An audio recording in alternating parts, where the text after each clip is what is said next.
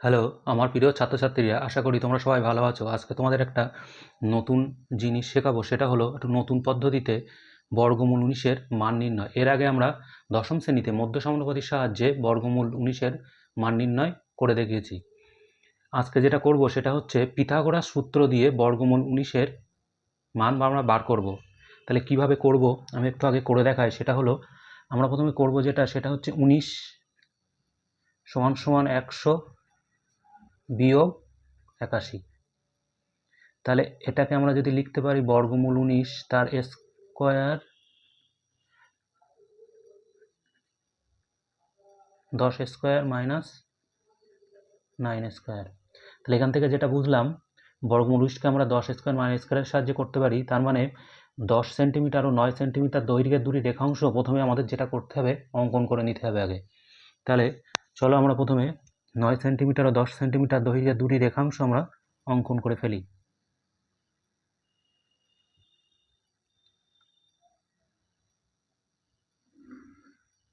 যেটা ১০ নিলাম, এবার নেব হচ্ছে ৯ নিলাম। এটা হচ্ছে ৯ সেমি, এটা হচ্ছে ১০ সেমি।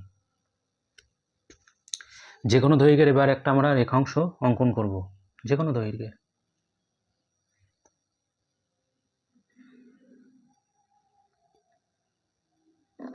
যে কোনো দৈর্ঘ্য রেখাংশ থেকে আমরা ৯ সেন্টিমিটার দৈর্ঘ্যের আমরা রেখাংশ কেটে নেব পেন্সিল কম্পাসের সাহায্যে।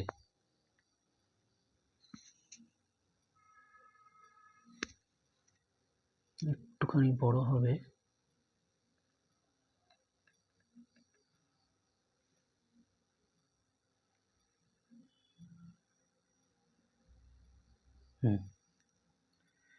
ঠিক আছে, তাহলে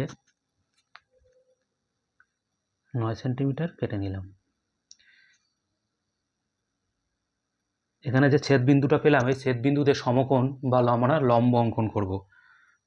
তাহলে যেটা করব, আমরা মাঝারি মাপের একটা ব্যাসার্ধ কম্পাসে সেট করে নিয়ে আমরা বৃত্তচাপ অঙ্কন করব।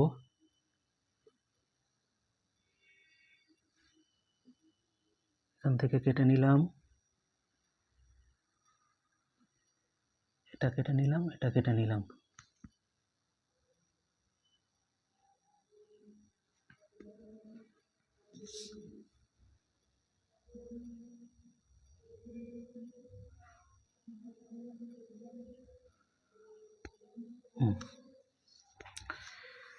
তাহলে এটা হচ্ছে ৯ সেমি। এখন আমাদের কি বাকি আছে? অতিভুজ অঙ্কন বাকি। তাহলে আমরা যদি অতিভুজটাকে আমরা ১০ সেন্টিমিটার করি, তাহলে এখানে যেটা পাবো সেটা বর্গমূল ১৯ পাবো, মানে বর্গমূল ১৯ এই দৈর্ঘ্যটুকু পাবো। এটা যদি ১০ হয়, তাহলে ১০ স্কোয়ার সমান সমান ৯ স্কোয়ার প্লাস বর্গমূল ১৯ তার স্কোয়ার হয়ে যাবে।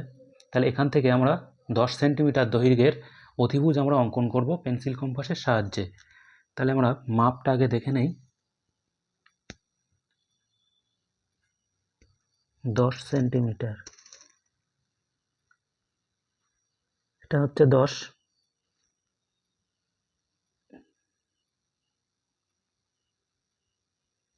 সেন্টিমিটার।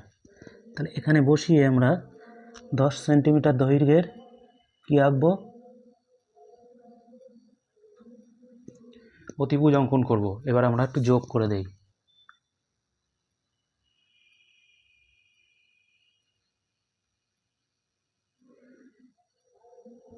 যোগ করে দিলাম। এটা তাহলে কত? এটা হচ্ছে ১০ সেন্টিমিটার। তাহলে এটা যেটা পেলাম সেটা হবে বর্গমূল ১৯-এর মানের সঙ্গে সমান হবে। তাহলে আমরা স্কেল দিয়ে একটু মেপে দেখি।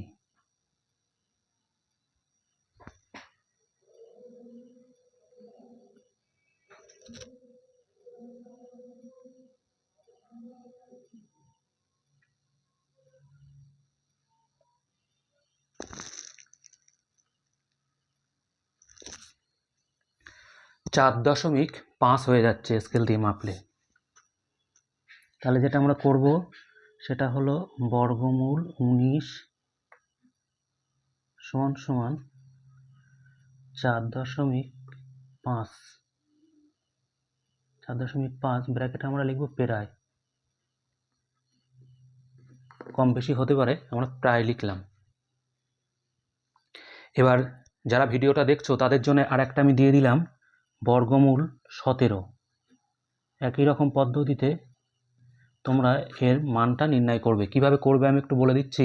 সেটা হলো বর্গমূল 17, একে লেখা যাবে হচ্ছে 9 তার স্কোয়ার বিয়োগ 8 তার স্কোয়ার, মানে 81 থেকে 64 বিয়োগ করলে আমরা 17 পাবো।